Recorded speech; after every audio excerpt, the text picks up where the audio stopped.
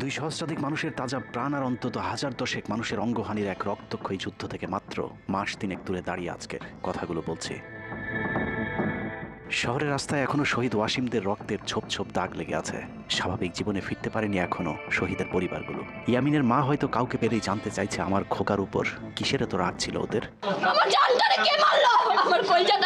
সে প্রশ্নের উত্তর হয়তো কেউ কোনোদিন দিতে পারবে না। বুকের ভেতর গুলি নিয়ে নিস্তেজ পড়ে থাকা শরীরটাকে ওরা যেভাবে কুকুরের মতো টেনে হিঁচড়ে খেয়েছে, সভ্য এই সমাজে সেই উত্তর কি আসলেই আছে? পুড়ে যাওয়া লাশগুলোর কথা মনে করে সারা জীবন হয়তো হৃদয়টা পুড়তে থাকবে হতভাগা সেই মায়েদের। শহীদ ওমরের মা এখনো মানুষ পেলেই হয়তো প্রশ্ন করছে, আমার ছেলের বুকে ওরা এতগুলো গুলি কেন করলো? মারার জন্য তো একটা গুলি যথেষ্ট।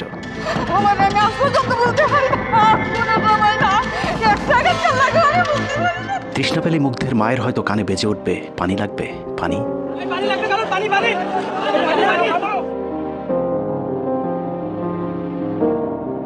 শুনেছি স্বাধীনতা অর্জনের চেয়ে রক্ষা করা অনেক কঠিন। স্বাধীনতার এই পতাকা সমুন্নত রাখতে যারা জীবন দিয়েছেন তাদের সে রক্ত যেন বৃথা না যায়। এ পতাকার জন্য যেন আর কাউকে জীবন দিতে না হয়।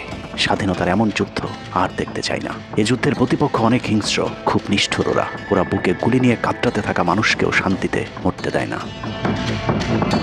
ওরা আরো রক্ত চায়। 15 বছর মুসলিম নিধন করে ওদের এতটুকু অনুশোচনা নেই। রক্তের নেশায় এখনো বুঁদ হয়ে আছে হিংস্র পশু আত্মাগুলো। এদিকে এক পক্ষ নিজেদেরকে বিজয়ী ভেবে ঘরে ফিরেছে। ঘরে ফেরার আগে যাদের বাড়ি ঘরে আগুন দিয়ে ঘর থেকে বের করেছিল, সেই শত্রুকেই আবার তুলে নিয়েছিল নিজেদের ঘরে। ছাত্রলীগ নিষিদ্ধের কথা বলছে। এই নিষিদ্ধ করবার ম্যান্ডেটটা, নিষিদ্ধ করবার অধিকারটা তাদেরকে কে দিল?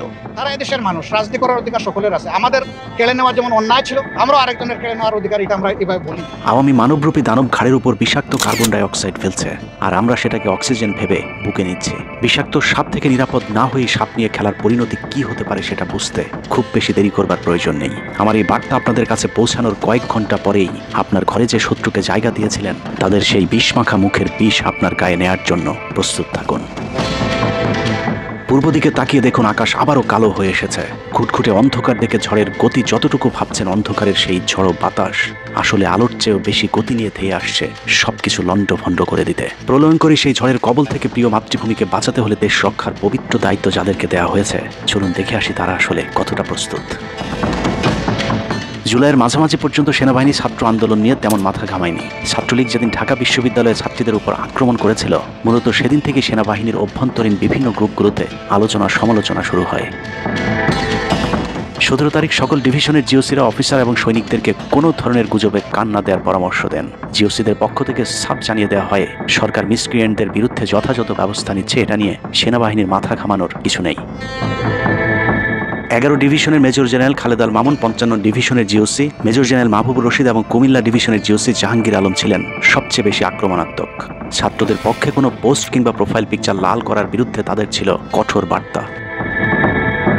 17 জুলাইয়ের গুরুত্বপূর্ণ আরেকটি ঘটনা হলো, Hasina air chief marshal Hasan Mahmud খানকে বিমান বাহিনীর MI-17 হেলিকপ্টারকে এভি গান কনফিগারেশন লোড করতে বলেন, যা মূলত যুদ্ধকালীন চূড়ান্ত সময় ব্যবহার করা হয়। এয়ার চিফ হাসিনাকে উল্টো প্রশ্ন করেন, আমাদের সেনাবাহিনী কি এখনও ফেল করেছে? তাহলে এত দ্রুত বিমান বাহিনী কেন? বিমান বাহিনী প্রধানের মুখের উপর এমন বক্তব্যে শেখ হাসিনা প্রচণ্ড ক্ষেপে যান। এর পরপরই তিনি বিমান বাহিনী প্রধানের বিরুদ্ধে পদক্ষেপ নেওয়ার জন্য ব্রিগেডিয়ার জেনারেল ইমরান হামিদ এবং লেফটেন্যান্ট জেনারেল মুজিবকে নির্দেশ দেন। আমি ইন্টেলিজেন্স থেকে এই পরিকল্পনার তথ্য জেনে বিমান বাহিনী প্রধান ওই রাতেই তার নিরাপত্তার জন্য গাজীপুর থেকে এয়ার কমান্ড নিয়ে আসেন, যে ইউনিটটি এখনও বিমান বাহিনী প্রধানের নিরাপত্তার দায়িত্বে ঢাকাতেই অবস্থান করছে। যাই হোক, বিমান বাহিনী প্রধান সেদিন রাজি হলে ব্ল্যাকআউটের সময়টা আরও ভয়ঙ্কর হতে পারত। বিমান বাহিনীর সহায়তা না পেয়ে শেখ হাসিনা পরদিন র্যাব প্রধানকে ডেকে আদেশ দেন তার হেলিকপ্টার প্রস্তুত রাখার। র্যাব প্রধান হাসিনার আদেশ অনুযায়ী ছাত্রদের বিরুদ্ধে অপারেশনে হেলিকপ্টার ব্যবহার করেন। হেলিকপ্টারের গুলিতে যতগুলো হতাহতের ঘটনা ঘটেছে সবগুলোই র্যাবের হেলিকপ্টার থেকে করা হয়েছিল। র্যাবের পাশাপাশি ঢাকার বাইরে দু একটি পাদে প্রায় সবকটি ডিভিশনের জিওসিরা দেশের বিরুদ্ধে অবস্থান নিয়েছিলেন। ঢাকার বাইরে থেকে বিশেষ করে ডিভিশন সাপোর্ট ব্যাটালিয়নকে অগ্রাধিকার ভিত্তিতে ঢাকায় নিয়ে আসা হয়, কারণ তাদের সাথে এপিসি সুবিধা ছিল। এপিসি গাড়িগুলো মূলত ছাত্রদের বিরুদ্ধে চূড়ান্ত পদক্ষেপ নেওয়ার জন্যই আনা হয়েছিল। রাষ্ট্রীয় গুরুত্বপূর্ণ এলাকা কেপিআই রক্ষায় 19 তারিখে সেনা নামানোর সিদ্ধান্ত নেওয়া হয়। নিয়ম অনুযায়ী সেনাবাহিনীর কেপিআই রক্ষার দায়িত্ব পালন করার কথা থাকলেও বিভিন্ন জায়গায় দেখা গেছে সেনাবাহিনীর ছত্রছায়ায় পুলিশ এবং আওয়ামী লীগ ছাত্রলীগের সন্ত্রাসীরা ছাত্রদের উপর হামলা চালিয়েছে। কোথাও সরাসরি সেনাবাহিনীকেও গুলি চালাতে দেখা গেছে। এর মধ্যে ঢাকার 46 পদাতিক ডিভিশনের ইনফ্যান্ট্রি ব্রিগেডের ইউনিটগুলো ঢাকার প্রাণ কেন্দ্রগুলোতে ছাত্রদের উপর সবচেয়ে বেশি দমন পীড়ন চালিয়েছে। অনুসন্ধানে 19 থেকে 23 জুলাই পর্যন্ত গণহত্যার সাথে জড়িত সেনাবাহিনীর কয়েকজন অফিসারের নাম উঠে এসেছে, যারা এখনো পর্যন্ত গুরুত্বপূর্ণ সব পদে বহাল আছেন, যা ডক্টর মোহাম্মদ ইউনূস সরকারের জন্য অত্যন্ত বিপজ্জনক। কতটা বিপজ্জনক সেটা বোঝার জন্য আন্দোলনের সময়টাতে ওই অফিসারদের ভূমিকা কী ছিল সেটা একটু দেখে আসি। আন্দোলনের সবচেয়ে বেশি রক্তক্ষেকো ছিলেন বিজিবির ডিজি মেজর জেনারেল আশরাফ। সূত্র জানিয়েছে, ভারতীয় নাগরিকদের বিজিবির পোশাক পরিয়ে মাঠে নামিয়েছিলেন বিজিবির এই মহাপরিচালক। সেনাবাহিনী শেখ হাসিনাকে পদত্যাগের পরামর্শ দেওয়ার পরেও শুধু বিজিবিকে নিয়ে হত্যাকাণ্ড চালিয়ে শেখ হাসিনাকে ক্ষমতায় রাখার গ্যারান্টি দিয়েছিলেন মেজর জেনারেল আশরাফ। 5 তারিখ হাসিনা পালিয়ে যাবার আগ মুহূর্তে তিনি স্বরাষ্ট্রমন্ত্রীকে ফোন করে বলেছিলেন, কয়েক হাজার মানুষ মারলেই পরিস্থিতি ঠান্ডা হয়ে যাবে, অতএব কোনো অবস্থাতেই যেন প্রধানমন্ত্রী পালিয়ে না যান। স্বরাষ্ট্রমন্ত্রীকে তিনি এমনটাই পরামর্শ দিয়েছিলেন। 5 তারিখ সকাল থেকে দুপুর পর্যন্ত ঢাকা শহরের সবচেয়ে বেশি তৎপরতা ছিল বিজেপির। ওই দিন সকাল থেকেই ঢাকার প্রবেশ পথগুলোতে চেকপোস্ট বসিয়ে তল্লাশি চালিয়েছিল মেজর জেনারেল আশরাফের বিজিবি। বিজিবির একটি সূত্র জানিয়েছে, বিজিবি মহাপরিচালক প্রতিদিন সিওদের কাছ থেকে হিসেব নিতেন কে কতজন ছাত্র হত্যা করেছে। বিজিবি মহাপরিচালকের নির্দেশনায় খুনের সেই প্রতিযোগিতায় সবচেয়ে ভালো পারফর্মার ছিল কর্নেল রিদওয়ান। সূত্রের মতে, ছাত্র আন্দোলনে বিজিবি অন্তত 500 শিক্ষার্থীকে গুলি করে হত্যা করেছে। বিজিবি প্রধান এবং রিদওয়ানের মতো তার অনুগত অফিসারদের জেলে থাকার কথা, কিন্তু তারা এখনো গুরুত্বপূর্ণ সব দায়িত্ব পালন করে যাচ্ছে। আর মেজর জেনারেল আশরাফ এখন পর্যন্ত বিজিবি প্রধানের চেয়ারেই বসে আছেন। হত্যাকাণ্ডের বেশিরভাগই জড়িত ছিল বগুড়ার 7 ইস্ট বেঙ্গল। রহস্যজনক কারণে 7 ইস্ট বেঙ্গলকে এখনো পর্যন্ত বগুড়ায় ফেরত না পাঠিয়ে ঢাকাতেই রাখা হয়েছে। মেজর জেনারেল ফেরদৌস হাসান সেলিম, যার মা ছিলেন হাসিনার অত্যন্ত ঘনিষ্ঠ বান্ধবী। ফেরদৌস সেলিম শেখ হাসিনাকে ফুপু বলে ডাকতেন। 27তম বিএমএ লং কোর্সের এই অফিসারের পাসিং আউটে শেখ হাসিনা নিজে উপস্থিত ছিলেন, যদিও হাসিনা তখন বিরোধী দলীয় নেত্রী ছিলেন। ডিজিএফ এর পদে থাকাকালীন হাসিনার টাকা পাচার এবং থাইল্যান্ডের বিভিন্ন ব্যবসা দেখাশোনার দায়িত্ব ছিল তার। 5 তারিখের সময়টাতে গুরুত্বপূর্ণ কোনো পদে না থাকায় নিজেকে এখন আওয়ামী বিরোধী দাবি করছেন ফেরদৌস হাসান সেলিম। ভয়ঙ্কর বিষয় হচ্ছে, ডক্টর মোহাম্মদ ইউনূসকে ভুল বুঝে ইউনূসের মিলিটারি সেক্রেটারির পদে বসে সব কুটচাল চলে যাচ্ছেন major general Ferdous Hasan. Guarantee দিয়ে বলে রাখলাম, সুযোগ পেলে সবার আগে ডক্টর মোহাম্মদ ইউনূসের মিলিটারি সেক্রেটারি নিজেই ইউনূসের গলা চেপে ধরবে। অতএব যত দ্রুত সম্ভব ডক্টর মোহাম্মদ ইউনূসের মিলিটারি সেক্রেটারির পদ থেকে তাকে সরাতে হবে। শেখ হাসিনার গণভবন ঠেকাতে সবচেয়ে বেশি শক্ত বলয় তৈরি করা হয়েছিল। অনুসন্ধানে জানা যায়, শেখ হাসিনাকে রক্ষা করতে গণভবনের আশপাশে সেনাবাহিনীর অন্তত 13টি অস্থায়ী চেকপোস্ট বসানো হয়েছিল, যেখানে east Bengal regiment, field regiment artillery, Bangladesh infantry regiment, infantry brigade headquarter সহ সেনাবাহিনীর বেশ কয়েকটি চেকপোস্ট বসানো হয়েছিল শুধুমাত্র শেখ হাসিনাকে রক্ষা করার জন্য। সেনাবাহিনীর এসব আর্মি অফিসারদের সম্মিলিত অপারেশনে ছাত্রদের উপর চালানো হয়েছে নির্মম নৃশংস হত্যাযজ্ঞ। কিন্তু এই হত্যাকাণ্ডই সেনাবাহিনীর ভেতরে থাকা দেশপ্রেমিক অফিসারদের বিবেকের দরজা খুলে দিয়েছিল। 20 থেকে 23 জুলাই ইন্টারনেট বন্ধ করে যে পৈশাচিক হত্যাকাণ্ড চালানো হয়েছে, সেই দৃশ্য যখন একের পর এক সামনে আসতে শুরু করেছিল, তখন সাধারণ মানুষ যেভাবে স্তম্ভিত হয়েছিল, ঠিক একইভাবে সেনাবাহিনীর বিবেকবান জুনিয়র এবং মধ্যম সারির অফিসারদেরকেও ব্যাপকভাবে নাড়া দেয়। ভিডিওগুলো যত ছড়িয়ে পড়ছিল, ততই থমথমে হয়ে উঠতে থাকে সেনাবাহিনীর অভ্যন্তরীণ পরিবেশ। 27 তারিখ প্রাপ্ত গোয়েন্দা তথ্যের ভিত্তিতে সেনাপ্রধানকে জানানো হয় পরিস্থিতি নিয়ন্ত্রণের বাইরে চলে যাচ্ছে। কোনো অবস্থাতেই প্রধানমন্ত্রীকে ক্ষমতায় রেখে পরিস্থিতি নিয়ন্ত্রণ করা সম্ভব নয়। গোয়েন্দা ওই রিপোর্টে আরও জানানো হয়, সেনাবাহিনীর ভেতরে বিদ্রোহের আশঙ্কা দেখা দিয়েছে। বিশেষ করে মধ্যম সারি এবং জুনিয়র অফিসারদের ভেতর ব্যাপক অসন্তোষ লক্ষ্য করা যায়। একই রিপোর্ট প্রধানমন্ত্রীর অফিসকেও অবহিত করা হয়। সেই রিপোর্টের পরেও কঠোর অবস্থানে যাবার সিদ্ধান্ত নেওয়া হয় সরকারের পক্ষ থেকে। এদিকে গোয়েন্দা রিপোর্টের প্রেক্ষিতে সেনা ইউনিটের মধ্যম সারি, জুনিয়র অফিসার এবং সৈনিকদের উপর কঠিন সামরিক গোয়েন্দা নজরদারি চলতে থাকে, যে কারণে প্রচণ্ড ক্ষোভ থাকলেও কোনো ধরনের পূর্ব প্রস্তুতি ও পারস্পরিক যোগাযোগ না থাকায় সেনাবাহিনীর দেশপ্রেমিক অফিসার ও সৈনিকেরা কিংকর্তব্য বিমূঢ় হয়ে পড়েন। 27-28 2 দিন এভাবেই টানটান উত্তেজনার মধ্য দিয়ে কেটেছে। 29শে জুলাই শেখ হাসিনাকে পরিস্থিতি সম্পর্কে ধারণা দিতে সেনাপ্রধান সারা দেশের অফিসারদেরকে নিয়ে সেনা সদরের হেলমেটে একটি ভিডিও টেলিকনফারেন্সে দরবার গ্রহণ করেন। সেই কনফারেন্স অপারেটরের অসাবধানতাবশত স্ক্রিনে হঠাৎ করে ক্যামেরা টার্ন অফ করা HPM নামে একটি বক্স ভেসে উঠেছিল। এরপরে উপস্থিত অফিসারেরা হাসিনার উপস্থিতির বিষয়টি বুঝে ফেলেন। অনেকের ধারণা শেখ হাসিনা উপস্থিত আছেন এটা বোঝাতেই HPM বক্সটি সবাইকে দেখানো হয়েছিল, যেন কেউ কোনো ধরনের অভিযোগ করতে না পারেন। কিন্তু সবাইকে অবাক করে বেশ কয়েকজন অফিসার তাদের ক্ষোভের কথা জানান। এর মাঝে রাজশাহী CMH এর একজন মেজর র্যাঙ্কের নারী চিকিৎসক 19 থেকে 23 তারিখ পর্যন্ত চলা ছাত্র হত্যার বিভীষিকাময় বর্ণনা তুলে ধরে আবেগী এক বক্তব্য দেন। সূত্র জানিয়েছে, এ সময় সেনাবাহিনীর কয়েকজনকে কাঁদতে দেখা গেছে। একদিকে সেনাবাহিনীর উচ্চপদস্থ অফিসারদের মারমুখী অবস্থান, অন্যদিকে বেশিরভাগ জুনিয়রদের নিষ্ক্রিয়তার মধ্য দিয়ে সেনাবাহিনীতে স্পষ্ট দুটি ভাগ লক্ষ্য করা যায়। এরই মধ্যে সেনাবাহিনীর কাছে প্রাপ্ত গোয়েন্দা তথ্য অনুযায়ী যে কোনো সময় সেনাবাহিনীতে বিদ্রোহ দেখা দিতে পারে, বিশেষ করে লেফটেন্যান্ট কর্নেল থেকে নিচের অফিসারদের ভেতর ব্যাপক ক্ষোভের বিষয়টি গোয়েন্দা প্রতিবেদনে জানানো হয়। সেই প্রেক্ষিতে 3 তারিখ শর্ট নোটিসে আরেকটি টেলিকনফারেন্স কল করা হয়। মূলত ওই রিপোর্টের প্রেক্ষিতে হাসিনার বিশ্বস্ত ওয়াকার হাসিনা থেকে মুখ ফিরিয়ে নেন, কারণ হাসিনাকে বাঁচাতে গিয়ে তিনি নিজের জীবন বিপদে ফেলতে চাননি। 3 তারিখ কনফারেন্সের শুরুতেই সবাইকে ঠান্ডা রাখতে একটি মোনাজাত করা হয়েছিল, যে মোনাজাতে গুরুত্বপূর্ণ একটি দোয়া ছিল, রাব্বানা লা তাজআলনা মাআল কওমিজ জালিমিন, অর্থাৎ হে আল্লাহ, আমাদেরকে জালিম সম্প্রদায়ের অন্তর্ভুক্ত করবেন না। এ সময় পুরো দরবার রুমে পিন পতন নীরবতা লক্ষ্য করা গেছে। মূলত ওই মোনাজাতের মধ্য দিয়ে ফয়সালা হয়ে যায় সেনাবাহিনী কাদের পক্ষে দাঁড়াবে। সেনা সূত্র থেকে পাঠানো এসব তথ্যে উঠে এসেছে সেনাবাহিনী কোন কোন এলাকায় ছাত্র জনতার উপর গুলি চালিয়েছিল এবং কতটা পরিকল্পিতভাবে মানুষ হত্যার ছক কষা হয়েছিল। 4 তারিখও সেনাবাহিনীর ভূমিকা ছিল অত্যন্ত অস্পষ্ট। কিছু জায়গায় সেনাবাহিনী ছাত্রদের পক্ষে, আবার কিছু জায়গায় ছাত্রদের উপর গুলিও চালিয়েছে। 4 আগস্ট সবার প্রথম 24 ডিভিশন চট্টগ্রামের GOC lieutenant general Mainur Rahman তার বাহিনীকে ছাত্রদের পাশে দাঁড়ানোর নির্দেশ দেন। 5 তারিখ সকাল পর্যন্ত আর্মির ভূমিকা ছিল অত্যন্ত সন্দেহজনক। সকাল 10টা পর্যন্ত আর্মি কড়াকড়িভাবেই দায়িত্ব নিয়েছিলেন। বিশেষ করে গণভবনের আশপাশে 12টা পর্যন্ত ছাত্রদেরকে ভয় দেখাতে কয়েক রাউন্ড লাইভ অ্যামুনেশন ফায়ার করা হয়। 4 তারিখ 3 বাহিনী প্রধান, পুলিশ প্রধান এবং ডিজিডিজিএফ এর সারা রাত নির্ঘুম কেটেছে। 3 থেকে 5 তারিখ পর্যন্ত গুরুত্বপূর্ণ কিছু ঘটনা ঘটেছে, সেটা তুলে ধরবার আগে শেখ হাসিনার পালিয়ে যাওয়ার বর্ণনা দিয়ে আসা যাক। 5 তারিখ সকাল ঠিক 9টায় প্রধানমন্ত্রীর অফিসে গিয়ে শেখ হাসিনাকে পদত্যাগ করতে বলেন সেনাপ্রধান। শেখ হাসিনার কথা শোনার সাথে সাথে সেনাপ্রধানকে দৌড়ে মারতে আসেন। এ সময় 3 বাহিনী প্রধানকে অকথ্য ভাষায় গালাগাল করেন শেখ হাসিনা। জেনারেল ওয়াকারকে হাসিনা বলেন, তুই পুলিশকে দেখে শিখতে পারিস নাই। এ সময় বিমান বাহিনী প্রধান সজীব ওয়াজেদ জয়কে ফোন করে তার মাকে বোঝানোর জন্য অনুরোধ করেন। সজীব ওয়াজেদ জয় এটি জানার পর উল্টো আর্মি চিফকে 2 তুকারি করে হুমকি দিতে থাকেন, তোর কোন বাবা তোকে চিফ বানাইছে, তোর বউ ছেলে মেয়ে কে কোথায় আছে সবকিছু দেখে নেওয়া হবে। রাগান্বিত হয়ে এরপরে সজীব ওয়াজেদ জয় লাইভে গিয়ে আবল তাবল বকতে থাকেন। ঠিক আছে, শেখ হাসিনার পর আপনাদের কি হবে সেটা আমারও চিন্তার বিষয় না, আমার পরিবারের আর চিন্তার বিষয় না, আপনারা বুঝবেন। এরই মধ্যে 9:30 বেজে যায়। শেখ হাসিনাকে কোনোভাবে রাজি করাতে না পেরে সেনাপ্রধান হাসিনাকে 2টি বিকল্প দেন, পদত্যাগ অথবা গ্রেফতার।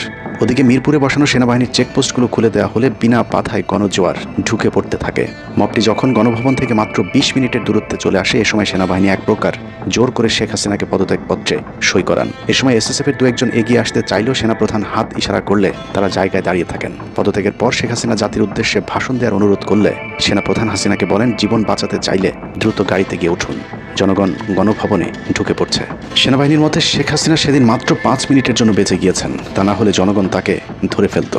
হাসিনাকে গণভবন থেকে উদ্ধার করে বিমানে ভারত পাঠিয়ে দেওয়ার জন্য মোট 3টি রুট প্ল্যান করা হয়েছিল। প্ল্যান এ, গণভবন থেকে গাড়ি বহরে বিমান বাহিনীর ব্লু স্কাই স্কুলের গেট দিয়ে তেজগাঁও বিমানবন্দরে ঢুকে ঢাকা সেনানিবাসে প্রবেশ এবং তারপর বিএএফ বেস দিয়ে বিমান বাহিনীর রানওয়েতে প্রবেশ। সেখান থেকে বিমান বাহিনীর C-130 যে বিমানে ভারতে উড্ডয়ন। দুর্ভাগ্যজনকভাবে ততক্ষণে বিপ্লবী জনতার শেওড়াপাড়া রাস্তা দিয়ে বিমান বাহিনীর ব্লু স্কাই স্কুলের গেট ক্রস করে আগারগাঁও চৌরাস্তা পর্যন্ত চলে এসেছিল। ওদিক দিয়ে ক্যান্টনমেন্টের জাহাঙ্গীর গেটও ছাত্র জনতার দখলে, তাই গণভবন থেকে গাড়িতে করে ঢাকা সেনানিবাসে ঢোকার সব পথ বন্ধ হয়ে গিয়েছিল, যে কারণে প্ল্যান বি অবলম্বন করতে হয়েছিল হাসিনাকে উদ্ধারকারীদের। প্ল্যান বি অনুযায়ী গণভবন থেকে বিমান ঘাঁটিতে যাওয়ার তখন একটাই পথ বাকি ছিল, তা হলো হেলিকপ্টারে যাওয়া। বিমান বাহিনীর MI-17 হেলিকপ্টার চন্দ্রিমা উদ্যানের পাশে বাণিজ্য মেলার মাঠে এসে অবতরণ করে। খুনি হাসিনা চন্দ্রিমা উদ্যানের পাশের রাস্তা দিয়ে বাণিজ্য মেলা মাঠে প্রবেশ করে এবং সেখান থেকেই হেলিকপ্টারে করে বিমান বাহিনী ঘাঁটিতে নিয়ে যাওয়া হয় তাকে। সেখানে গিয়ে তারেক সিদ্দিকী এবং সালমান এফ রহমানের জন্য কিছুক্ষণ অপেক্ষা করে শেখ হাসিনা। তবে শেষ পর্যন্ত সালমান এফ রহমানের পৌঁছাতে দেরি হয় শেখ হাসিনাকে নিয়ে কোনো গন্তব্য ছাড়াই 10:45 মিনিটে উড়াল দেয় বিমান বাহিনীর C-130 জুলিয়েট বিমানটি। সাধারণত বিমানের রুট ব্যবহারে কোড ব্যবহার করতে হলেও সেটা করেনি। রাডার ফাঁকি দিতে জীবনের ঝুঁকি নিয়ে এই পদ্ধতি অবলম্বন করা হয়েছিল। ফুল ফুয়েল লোড করা হয়। ভারতে যদি জায়গা না হয় তাহলে যেন মধ্যপ্রাচ্যের কোনো দেশ পর্যন্ত চলে যাওয়া যায়। মোট 9 জন পাইলটকে নিয়ে বিমানে ওঠানোর পর কোনো ধরনের নির্দেশনা বা ম্যাপ প্ল্যানিং ছাড়াই পাইলটদেরকে বলা হয় টেক অফ করতে। বিমানটি প্রথমে যশোরের উপর দিয়ে কলকাতায় পৌঁছালে সেনাপ্রধান জাতির উদ্দেশ্যে ভাষণের ঘোষণা দেন, কিন্তু কলকাতায় ল্যান্ডিংয়ের পারমিশন না দিলে সেখান থেকে শেখ হাসিনাকে বহন করা বিমানটি চলে যায় আগরতলায়। আগরতলায় পারমিশন না পেয়ে আবারও দিল্লির দিকে উড়াল দেয়। সেখান থেকে দিল্লি গেলে সেখানেও রিফিউজ করা হয়। দিল্লি বিমানবন্দরে নামতে না দিলে অনিশ্চয়তা দেখা দেয় শেখ হাসিনাকে বহন করা বিমানটির ভারতে অবতরণ নিয়ে। বিমানের একজন পাইলটের বরাত দিয়ে জানা যায়, এভাবে উদ্দেশ্যহীনভাবে দীর্ঘক্ষণ ঘুরতে থাকার পর জরুরি অবতরণের সিদ্ধান্ত নেওয়া হয়। তবে জরুরি অবতরণের ঠিক আগ মুহূর্তে দিল্লির গাজিয়াবাদ এয়ারবেজে নামার অনুমতি পায় C-130 জুলিয়েট, যেখানে অজিত ধওয়াল তাকে রিসিভ করেন। অবতরণের জটিলতার কারণেই 5 তারিখ সেনাপ্রধান জাতির উদ্দেশ্যে ভাষণ দিতে বারবার দেরি করছিলেন, কারণ তিনি নিশ্চিত হতে চাচ্ছিলেন শেখ হাসিনা ভারতে অবতরণ করেছেন, তারপরই বাংলাদেশের মানুষ মুক্তি পায়। এক ফেরাউনের হাত থেকে। হাসিনা পালিয়ে যাওয়ার সেই খবর পৃথিবীর সবাই জানে, কিন্তু 3 থেকে 5 তারিখ পর্যন্ত ক্যান্টনমেন্টে কিছু ঘটনা ঘটেছে যেই ঘটনা এখনো আমাদের কাছে অজানা। 3 তারিখ সেনাপ্রধানের ওই ভার্চুয়াল মিটিং এর পর মোটামুটি নিশ্চিত হয়ে যায় শেখ হাসিনা অধ্যায় বাংলাদেশে শেষ। শুরু হয় ভারতের প্ল্যান বি বাস্তবায়নের প্রক্রিয়া। 3 তারিখ রাতে আসিফ নজরুলের সাথে ডিজিএফআই কার্যালয়ের পাশের একটি ভবনে আসিফ নজরুলের ঘনিষ্ঠ বন্ধু major general Hamid, lieutenant general Mujib এবং মেজর জেনারেল ফেরদৌস সেলিমের একটি গোপন বৈঠক হয়, যেখানে ভারতীয় গোয়েন্দা সংস্থার 16 জন কর্মকর্তা উপস্থিত ছিলেন। মূলত 5 তারিখ শেখ হাসিনা পদত্যাগ করার পর করণীয় নির্ধারণ করতেই ওই বৈঠক অনুষ্ঠিত হয়। দীর্ঘ বৈঠক শেষে মোট 3টি বিকল্প নির্ধারণ করা হয়। প্রথমটি জরুরি অবস্থা জারি করে সেনাবাহিনীর হাতে ক্ষমতা দেয়া, দ্বিতীয়টি আসিফ নজরুলকে প্রধান উপদেষ্টা করে একটি অন্তর্বর্তীকালীন সরকার গঠন। অন্তর্বর্তীকালীন সরকারের ভেতরে যেন ভারতীয় বলয়ের লোকজন বেশি সংখ্যায় রাখা যায় সেটা নিশ্চিত করার ব্যাপারেও আলোচনা হয় বৈঠকে, এবং সেটা নিশ্চিত করতে আসিফ নজরুলের পেছনে সেনাবাহিনীর ওই অংশটির সর্বোচ্চ সাপোর্ট থাকারও নিশ্চয়তা দেওয়া হয়। মূলত আসিফ নজরুলকে সামনে রেখে সেনাবাহিনীর মাধ্যমেই দেশ চালানোর পরিকল্পনা করা হয়েছিল 3 তারিখের ওই গোপন বৈঠকে। 4 তারিখ 3 বাহিনী প্রধানের মধ্যে দফায় দফায় বৈঠক চলেছে। সেই বৈঠক থেকে সিদ্ধান্ত হয় 5 তারিখ সকাল 9টার মধ্যে শেখ হাসিনাকে চূড়ান্তভাবে পদত্যাগের বিষয়টি জানিয়ে দেওয়া হবে। এর পরপরই আসিফ নজরুলকে আবারও ক্যান্টনমেন্টে ডেকে আনা হয় এবং শেখ হাসিনার পদত্যাগের পর আওয়ামী নেতা কর্মীদেরকে যতটা সম্ভব নিরাপত্তা দেওয়া, বেসরকারি বিভিন্ন প্রতিষ্ঠানগুলোতে যতটা সম্ভব আগের কর্মকর্তাদেরকে রেখে দেওয়া এবং বিটিআর হত্যাকাণ্ড নিয়ে কোনো ধরনের পদক্ষেপ না নেওয়ার সহ বেশ কিছু করণীয় ঠিক করে দেওয়া হয়। দীর্ঘ সেই আলোচনার কারণে 4 তারিখ সারা রাত ক্যান্টনমেন্টে অবস্থান করেছেন আসিফ নজরুল। তাৎক্ষণিক আসিফ নজরুলের কাঁধে 2টি দায়িত্ব দেওয়া হয়: আর্মির প্রতি সকলে আস্থা তৈরি করা এবং হাসিনার পদত্যাগের পরপর ছাত্রদেরকে সেনাবাহিনীর নিয়ন্ত্রণে নিয়ে আসা। কথা মতো আসিফ নজরুল 4 তারিখ রাত এবং 5 তারিখ খুব সকালে ক্যান্টনমেন্টে বসে ফেসবুকে তিনি 2টি পোস্ট করেন। পোস্টের প্রথমটি 4 তারিখ রাতে সেনাবাহিনীকে প্যাট্রিয়ট সম্বোধন করে করা হয়, যেন সেনাবাহিনীর প্রতি ছাত্র জনতার আস্থা বেড়ে যায়, এবং পরেরটি সংখ্যালঘুদের বাড়িঘরে হামলা না চালানোর অনুরোধ করে পোস্ট করা হয়। দুপুর 12টার আগে আসিফ নজরুলের করা হিন্দুদেরকে নিয়ে ওই পোস্টটি প্রমাণ করে আসিফ নজরুল আগে থেকে জানতেন কিছুক্ষণ পর আসলে কি ঘটতে যাচ্ছে। আমরা এখন আর্মি চিফের সাথে একটা আলোচনা আছি। আমি যতটুকু ওনার সাথে কথা বলেছি আমার কাছে মনে হয়েছে, আশা করছি আপনাদের জন্য অনেক বড় সুসংবাদ আসছে। বিজয়ের খবর আগেই জেনে যাওয়াটা সমস্যা না, কিন্তু সমস্যা হলো আসিফ নজরুল সবাইকে আন্দোলনের কেন্দ্রবিন্দু ঢাকা বিশ্ববিদ্যালয়ে যেতে না বলে ক্যান্টনমেন্টের সুখবরের অপেক্ষায় থাকতে বলেন। মূলত আসিফ নজরুলের ওই ফাঁদে পা দিয়ে ছাত্র জনতার জুলাই আগস্ট বিপ্লবের বিজয় হাতছাড়া হয়ে গিয়েছিল। ছাত্র নেতাদের সরলতাকে কাজে লাগিয়ে আসিফ নজরুল নাহিদ আসিফদেরকে সেনাপ্রধানের কাছে আসতে বলেন। নাহিদ, আসিফ, মাহফুজরা সেনাপ্রধানের কাছে যাবার আগে আসিফ নজরুলের প্রধান উপদেষ্টা হবার বিষয়টি চূড়ান্ত হয়ে যায়। সমন্বয়কেরা পৌঁছানোর পর সেনাপ্রধান তাদেরকে জানায় আসিফ নজরুল হচ্ছেন প্রধান উপদেষ্টা, কিন্তু ছাত্ররা ডক্টর মোহাম্মদ ইউনুসকে প্রধান উপদেষ্টা বানানোর দাবি করলে আসিফ নজরুল তাদেরকে জানায় ডক্টর ইউনুস প্রধান উপদেষ্টা হতে রাজি নন। কিন্তু ছাত্র নেতাদের সাথে ইউনুসের আগে থেকে যোগাযোগ ছিল, যে কারণেই সেনাপ্রধানকে ছাত্ররা জানায় আমরা ডক্টর ইউনুসের সাথে একান্তে কথা বলতে চাই। ছাত্ররা ডক্টর ইউনুসকে ফোন করলে তিনি জানান প্রধান উপদেষ্টা হতে চান না সেনাবাহিনী কিংবা আসিফ নজরুলের কাছে তার এরকম কোনো বার্তা তিনি দেননি। এরপর ছাত্র নেতাদের দাবির মুখে ইউনুসকে প্রধান উপদেষ্টা বানাতে বাধ্য হয় সেনাবাহিনী।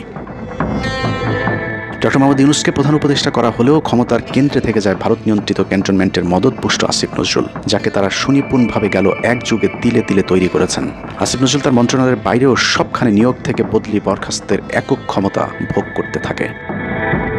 একদিকে সেনাবাহিনীর ছত্রছায়া আসিফ নজরুলের হাত ধরে ভারতীয় এজেন্টদেরকে গুরুত্বপূর্ণ সব পদে বসানো হচ্ছিল, অন্যদিকে চলছিল পুরো দেশ দখলের ভয়ঙ্কর ষড়যন্ত্র। কিন্তু ছাত্রদের চাপের মুখে আসিফ নজরুলের পরিবর্তে ডক্টর মোহাম্মদ ইউনুসের প্রধান উপদেষ্টা হবার বিষয়টি কোনোভাবেই মেনে নিতে পারেনি সেনাবাহিনীর ভারতপন্থী অংশটি, যে কারণে 5 তারিখ রাতেই একটি ব্যর্থ সেনাকুয়ের ষড়যন্ত্র করা হয়েছিল। 5 তারিখের পরপর ইউনুসের একের পর এক ভারতীয় আগ্রাসন বিরোধী বক্তব্যে আতঙ্কিত হয়ে ওঠে ভারতীয় বলয়, যে কারণে 8 তারিখ শপথ নেয়ার আগেই ডক্টর মোহাম্মদ ইউনুসকে হত্যা করে সেনাকুয়ের আরেকটি চেষ্টা চালায় সেনাবাহিনীর ওই অংশটি। 8 তারিখ ডক্টর ইউনুসের নেতৃত্বে নতুন সরকার শপথের ঠিক আগ মুহূর্তে একটি সেনা কুয়ের চেষ্টা করা হয়। কুয়ের নেতৃত্ব দেন লেফটেন্যান্ট জেনারেল মুজিব এবং মেজর জেনারেল হামিদুল হক।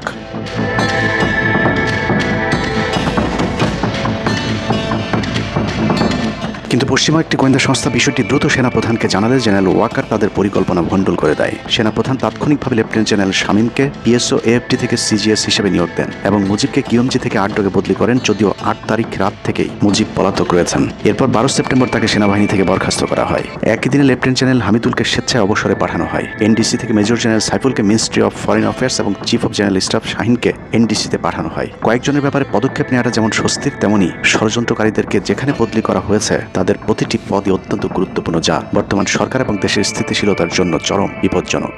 কতটা বিপজ্জনক সেটা জানতে চলুন শুরুতেই যে প্রলয়ঙ্কারী ঝড়ের কথা বলেছিলাম সেখানে ফিরে যাওয়া যাক। ভারতীয় গোয়েন্দা সংস্থা 5 তারিখের পর থেকে দেশে নানাভাবে একটা সাম্প্রদায়িক দাঙ্গা বাঁধানোর চেষ্টা চালিয়ে যাচ্ছেন, যেটাকে কেন্দ্র করে বাংলাদেশে একটা সামরিক অভিযান চালানো যায়। এই দাঙ্গা বাঁধাতে ভারতীয় গোয়েন্দারা আওয়ামী লীগ, হিন্দু এবং ইসকনকে কিভাবে ব্যবহার করছে সেই পরিকল্পনার ছক এখন বাংলাদেশি গোয়েন্দাদের হাতে। একটি গোয়েন্দা সংস্থা থেকে যেসব তথ্য আমার কাছে পৌঁছেছে তা রীতিমতো এই দেশের অস্তিত্বের জন্য হুমকি স্বরূপ। আওয়ামী লীগ, হিন্দু আর ভারতের এই চক্রান্ত যদি সঠিকভাবে মোকাবেলা করা না যায় তাহলে অচিরেই বাংলাদেশের অবস্থা হবে হায়দ্রাবাদের মতো। জননেত্রী শেখ হাসিনাকে দেশ থেকে সরে যেতে বাধ্য করেছেন। বাংলাদেশকে নিয়ে ভয়ঙ্কর এই চক্রান্তে জড়িত আওয়ামী লীগ, সনাতনী এবং ইসকনের অন্তত 40টি হোয়াটসঅ্যাপ গ্রুপ এবং জুম মিটিং এর ভিডিও হাতে পেয়েছে গোয়েন্দারা। গোয়েন্দাদের কাছে প্রাপ্ত এসব তথ্যে যা উঠে এসেছে তা আটকে ওঠার মতো। সেনাপ্রধান জামাত হলে এতদিন আওয়ামী লীগ বাইকে ফেলা দিত, ঠিক আছে? এটা তো আমাদেরও আওয়ামী লীগেরও একটা গেম হতে পারে, বলা যায় জামাত শিবিরের উপরে সব চাপা দিতে পারে, এটাও হতে পারে। এসব গ্রুপগুলোতে রীতিমতো বাংলাদেশের বিরুদ্ধে যুদ্ধের প্রস্তুতি চলছে। গ্রুপে তাদের সাথে সাবেক আওয়ামী লীগ সরকারের শীর্ষস্থানীয় নেতা থেকে বর্তমান সেনাবাহিনীতে চাকরিরত জেনারেল পর্যন্ত মাঝে মধ্যেই নাকি যোগ দিচ্ছেন। নানক ভাই থেকে শুরু করে আমাদের সুজিত দা, তারপর আরো অনেক টপ লেভেলের যারা মন্ত্রী, মিনিস্টার, প্রতিমন্ত্রী, তারপর ইভেন কামাল ভাই। তো এখন বিষয়টা হচ্ছে যে ইভেন রাষ্ট্রপতি যে একেবারেই মানে কি বলে তার যে একেবারে মানে রাইট হ্যান্ড সচিব, উনিও আমাদের সাথে 2 দিন জয়েন করছেন। তো এখন ওনারা আসলে ভালো হইতো, যারা আসেন আসলে ভালো হইতো। অনেক আমাদের এখানে প্রায় 12 থেকে 13 জন আপনার এমপি এসে কথা বলেছেন, যেটা আপনারা জানেন না, ঠিক আছে? বাংলাদেশে একেবারে টপ লেভেল সামরিক বাহিনীর 4 থেকে 5 জন জেনারেল লেভেলের লোকজন ওনারা এসে এখানে বসে থেকে আমাদের লাইভ শুনে গেছেন। আমাদের প্রধানমন্ত্রী উনি নিজে এসে বসে থেকে গেছেন। গ্রুপের সবচেয়ে ভয়ঙ্কর তথ্য পাওয়া গেছে ভুয়া মুক্তিযোদ্ধা জেডাই খান পান্নার মেসেজ থেকে। আওয়ামী এই আইনজীবী শহীদ সাইফুল ইসলাম আলিফের হত্যাকাণ্ড নিয়ে চাঞ্চল্যকর তথ্য দিয়েছে জেডাই খান পান্না। একটি চ্যাটিংয়ে তিনি লিখেছেন, দাড়িওয়ালা উকিল বেশি হয়ে গিয়েছে, আরো 2-1টারে খেয়ে দেওয়া আদালতে আমরা আছি, এখন অল্প কয়েকদিন জেলে থাকলেও 30 তারিখের পরে পুরস্কার পাবা। আরেকটি মেসেজে তিনি লিখেছেন, সুযোগ হাতছাড়া হয়েছে তোমাদের কারণে, কালকে সব হয়ে যেত। পরিকল্পনা ছিল কুপিয়ে মারার পর হিন্দুদের বাড়িতে হামলা হলে ভারত থেকে ট্রুপ চলে আসবে। ওরা যেহেতু হামলা করেনি, তোমাদেরই উচিত ছিল নিজেরা নিজেদের বাড়ি ঘরে আগুন দেওয়া। পেছনের ঘটনা বাদ দিয়ে 30 তারিখের পরিকল্পনায় মনোযোগী হও সবাই। শহীদ আলিফ হত্যাকাণ্ড নিয়ে আরেকজন লিখেছেন, কালকে আদালতে একটা লাশ পড়বে, হিন্দু ভাইদের পাশে আমাদের সবাইকে থাকতে হবে, ব্রিগেড মেজরের কমান্ড মেনে চলতে হবে। 30 তারিখের কর্মসূচি নিয়ে গ্রুপটিতে সশস্ত্র যুদ্ধের মাধ্যমে দেশ দখলের ভয়ঙ্কর সব আলোচনা করার ভিডিও হাতে এসেছে আমাদের। তারা বাংলাদেশ অস্ত্রগুলি আনছে, এই অস্ত্রগুলি কোথায় আছে আমার কাছে অলরেডি খবর এসেছে। আমি নিউজ দিচ্ছি গোয়েন্দাদের মাধ্যমে, তারা বলেছে 5000-এর বেশি তারা অস্ত্র আনছে, M60 রাইফেল, সাইবার রাইফেল আছে, 47 রাইফেল আছে, তাদের কাছে অত্যাধুনিক ঘটনা আছে। আলোচকদের একজন বলছিলেন, সাবেক এবং বর্তমান পুলিশের সমন্বয়ে 1700 অস্ত্রধারী গ্যারিলা প্রস্তুত করা হয়েছে 30 নভেম্বরের জন্য। আমরা এটা কথা বলেছি, পুলিশ কথা বলছি, পুলিশের অনেক তদন্তকর্তা প্রত্যেকটা থেকে শুরু করে পুলিশ তারা এসে দেখছেন, ওনারা আমার সাথে কথা বলে আমাদের যোগাযোগ রক্ষা করছে। ঢাকা শহরকে কিভাবে ব্লক করা হবে সেই পরিকল্পনাও করা হচ্ছে এসব জুম মিটিংগুলোতে।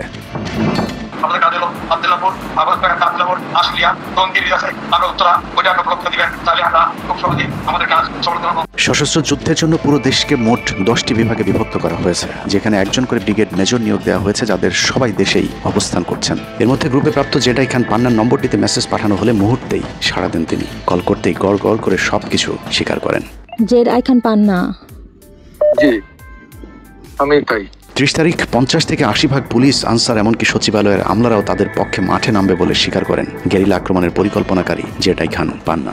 আপনারা কি কোনো গেরিলা ইনভেশন হামলা করা যাবে? ঢাকার স্টুডেন্টরা যদি এখনো সাপোর্টার্স অর্গানাইজ হইতে নামে, এই অ্যাডমিনিস্ট্রেশনের 50% না 80% লোক নামে আসবে, পার্টিকুলারলি পুলিশ, আনসার এবং সেক্রেটারিয়েট থেকে। পালিয়ে যাওয়ার আগে এই ভিডিও প্রচারের সাথে সাথে রাষ্ট্রদ্রোহিতার অভিযোগে তাকে গ্রেফতার করতে হবে, তাহলে চক্রান্তকারীদের আরও পরিকল্পনার তথ্য পাওয়া যেতে পারে। ভবিষ্যতে এ ধরনের ষড়যন্ত্র বন্ধ করতে গ্রুপে থাকা সকলের মোবাইল নম্বর এবং চেহারা দেখে শনাক্তের পর দ্রুত গ্রেফতার করতে হবে। সূত্র জানিয়েছে, ডিজিএফআই প্রধানের প্রত্যক্ষ তত্ত্বাবধানে চলছে এসব দেশবিরোধী তৎপরতা। আর্মিকে ম্যাজিস্ট্রেসি পাওয়ার দেওয়া হলেও তাদেরকে ক্ষমতা প্রয়োগ করতে দেওয়া হচ্ছে না, যে কারণে আওয়ামী লীগ নেতারা বেশিরভাগ এখনও দেশে থাকলেও তাদেরকে ধরা হচ্ছে না। অতএব সেনাবাহিনীর উচ্চপদস্থ হাসিনাপন্থী অফিসারদেরকে দ্রুত সেনাবাহিনী থেকে সরাতে হবে। 5 তারিখ সেনাপ্রধান যে ভূমিকা রেখেছেন তার জন্য তিনি অবশ্যই প্রশংসার দাবিদার, কিন্তু সেনাপ্রধানকে প্রমাণ করতে হবে তিনি আসলেই নায়ক নাকি খলনায়ক। 5 তারিখের পরেও সেনাবাহিনীর গুরুত্বপূর্ণ পদগুলোতে রদবদল না করা এবং গুম খুনের সাথে জড়িত অফিসারদের বিরুদ্ধে কোনো ব্যবস্থা না নেওয়া সহ বিডিআর হত্যাকাণ্ডের বিষয়ে দৃশ্যমান কোনো পদক্ষেপ না নেওয়া খুবই সন্দেহজনক। সূত্র জানিয়েছে সেনাপ্রধানের স্ত্রীর সাথে প্রতিনিয়ত শেখ হাসিনার যোগাযোগ রয়েছে।